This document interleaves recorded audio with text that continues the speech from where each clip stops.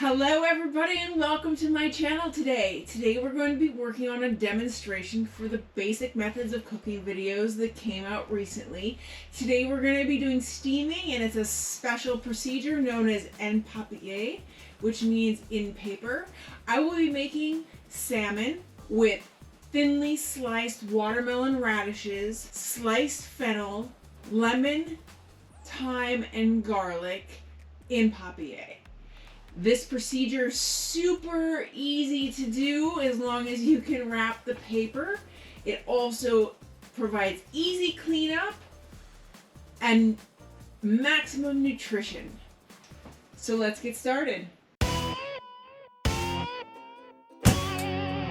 The ingredients I'm putting in my salmon en papillote today includes Tuscan kale, watermelon radishes, fennel, thyme, garlic, lemon zest, lemons, butter, white wine, fresh ground pepper, and salt. While you assembled your ingredients, you should preheat your oven to 325 degrees. To fold the paper, step 1 is fold a sheet of heart-shaped or not parchment in half and crease. Today I am going to be using the heart-shaped method. As stated, en papillote means cooking a food wrapped in paper or foil on a tray in an oven so that the food is steamed in its own moisture. In cooking en papillote, you can infuse the protein and vegetables being cooked with herbs and additions like wine, liquor, or vegetables. Onions, garlic, dill, fennel, ginger, thyme, sage, rosemary, lemon zest, orange zest, tarragon, oregano, and chives are some popular suggestions. Parchment paper is optimal, but aluminum foil can be a decent substitute. It is traditional to serve something cooked en papillote in the paper. Select flavorful accompaniments, layer on parchment or foil. Parchment should not have a wax coating. Thinner fish fillets can cook in under 10 minutes at 425 degrees Fahrenheit. Other factors when determining the right temperature and cooking time include the types of vegetables added and whether or not the fish is skinned.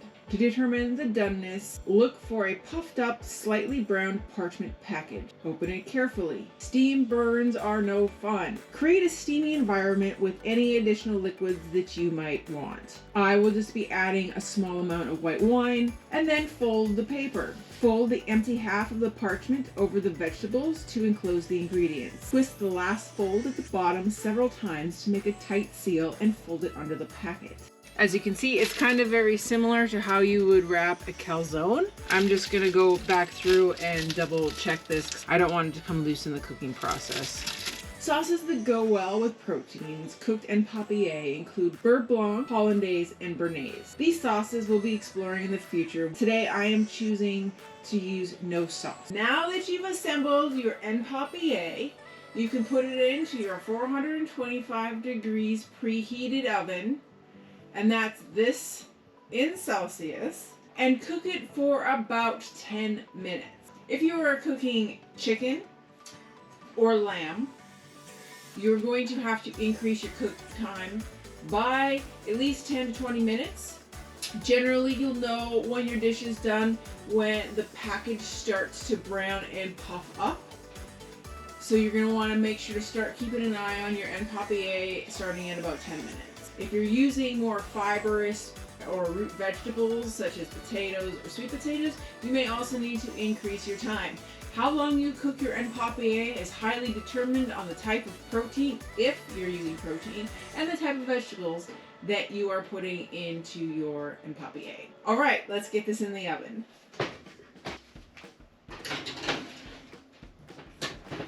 Cooking food en papillote is an excellent way to maintain the nutrients in the ingredients that you're cooking, and it's also super easy when it comes to cleanup because the most common way to serve food cooked en papillote is in the paper. So you're not going to be dirtying up any pans, and your plate's going to be pretty clean too when you're done. One great thing about cooking food en papillote is it retains the nutrients in the ingredients that you're cooking.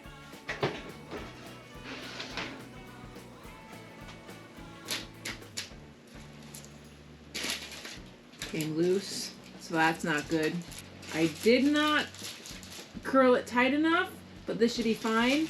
Since it opened up, I'm going to put it back in for about 2 more minutes. It should be done now. It's not quite as brown and puffy as I've seen them done in the past, but I do believe this is done now.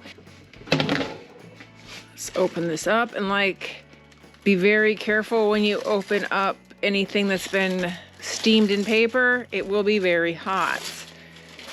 Depending on how you are going to present this on a plate, you might want to have put more thought into how you're going to open this paper package, at least more than I did. But let's transfer this to a plate.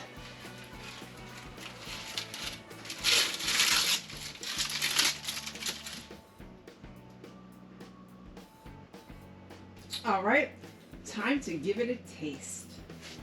I have to admit, it has been, well, probably since culinary school, since I've cooked anything en papillote. I'm not sure why. I'm more of a sauté girl, I think. More pan fry, sauté, boil. Especially when I'm doing at-home cooking.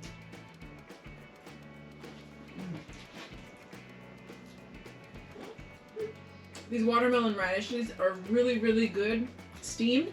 Watermelon radishes are not a very common radish found in most grocery stores. I got these at an online grocery service that I've started using. But if you ever see them, I recommend them. They're very good. How that fish turned out. Nice and flaky. Excellent. Good clean flavor with just lemon. A little bit of that Tuscan kale. That was a success. See how easy that was? The video short. Bet you love it. Alright, I'm gonna go and eat this because this is my lunch. Thank you for stopping by and watching my video today. If you have any questions, please leave them in the comments below. If you like what you saw, give me a thumbs up. And as always, have a wonderful day. Well, that's it. That's all. That's how long it takes to make something en papillote. It's super easy, all encased in one thing. I'm already done cleaning up. I can go enjoy my lunch and then think about what I'm going to do with all that time I saved.